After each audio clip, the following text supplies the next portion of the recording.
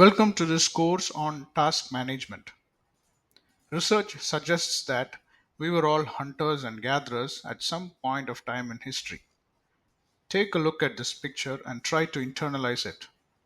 Let's say you and I are a part of this hunting party. We have foraged into the jungle in search of food. We need food to survive.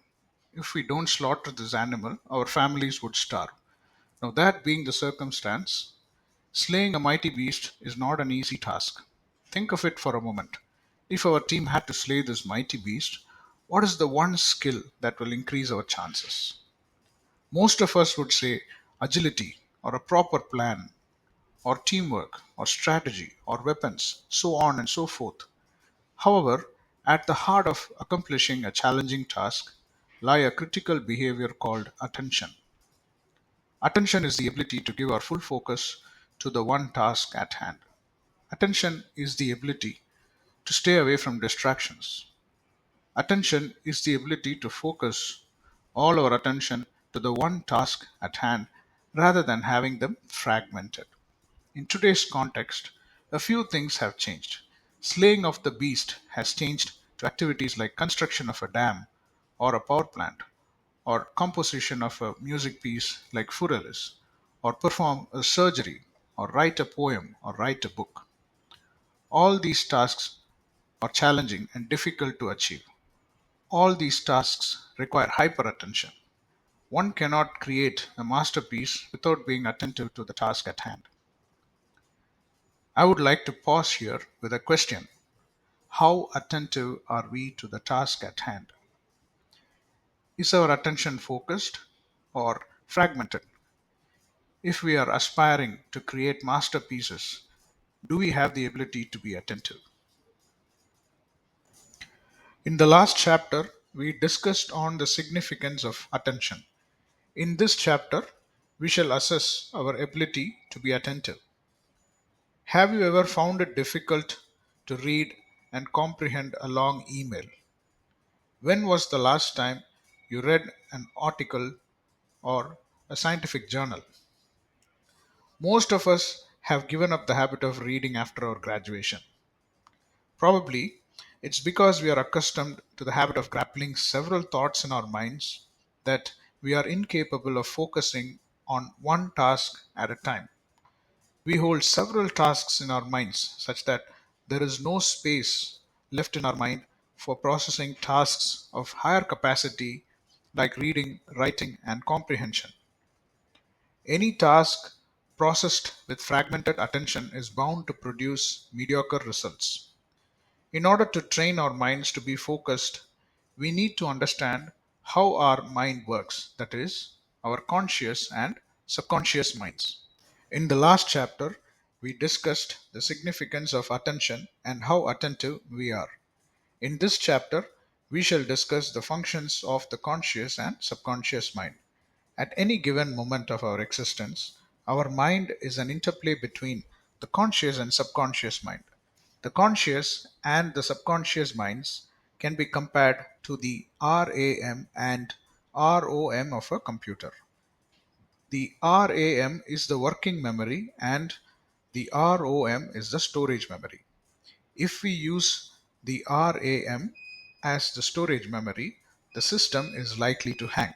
In the same lines, the conscious mind is like the RAM or the working memory. It exists for processing of thoughts and information and not for storing of information. Likewise, the conscious mind is made for being mindful, paying attention, being present, processing information, identifying patterns, interpreting data, making logical conclusions, and solving issues.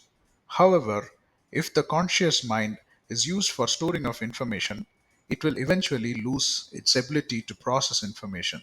So, if we find it difficult to focus on complex tasks like reading, writing, and comprehension, it may be because we are using the conscious mind to store information rather than to process information. In other words, if we use the conscious mind to store our tasks rather than process information and thoughts, we will not be able to perform tasks that require higher cognitivity.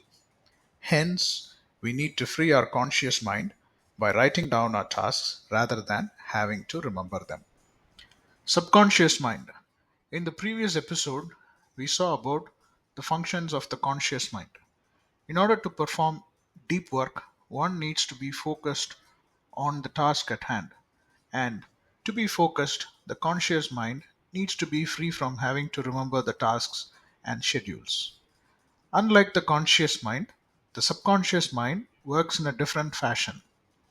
It can be compared to the ROM of a computer.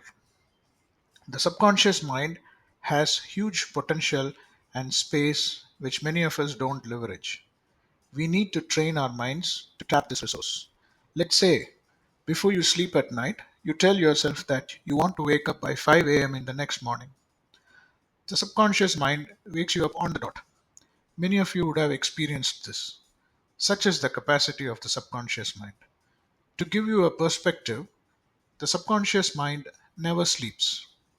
It controls all the involuntary functions of the body, like breathing in and breathing out, the digestion system, the excretion system, our heartbeat, so on and so forth.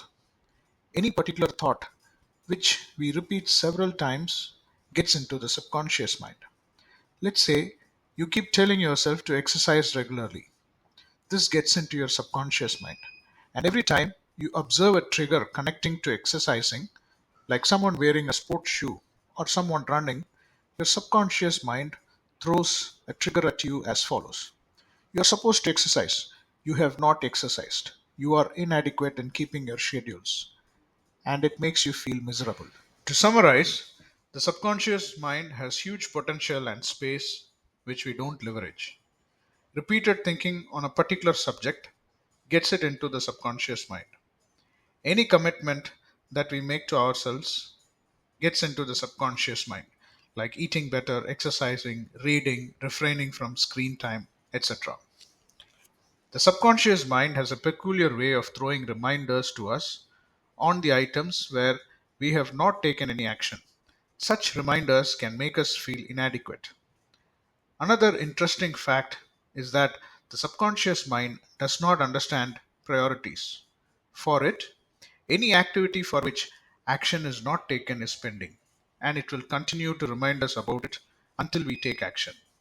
And it does not differentiate between personal and official stuff. That's why we keep thinking about the pending items of our houses at office and vice versa. Let's conclude this episode by understanding what is stress. Often we find it difficult to focus on the task at hand because our conscious mind is used as a storage yard.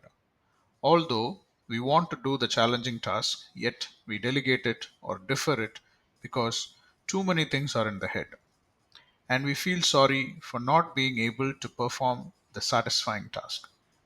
At the same time, the subconscious mind keeps throwing reminders at us on the items where we have not taken any action. This state of being in a noisy downward spiral is called stress. In conclusion, if we don't tame the conscious and the subconscious mind, we will continue to experience a downward spiral. I would like to pause here. How many of us feel such a downward spiral, also called stress? In the next episode, we shall discuss techniques to tame the conscious and the subconscious mind.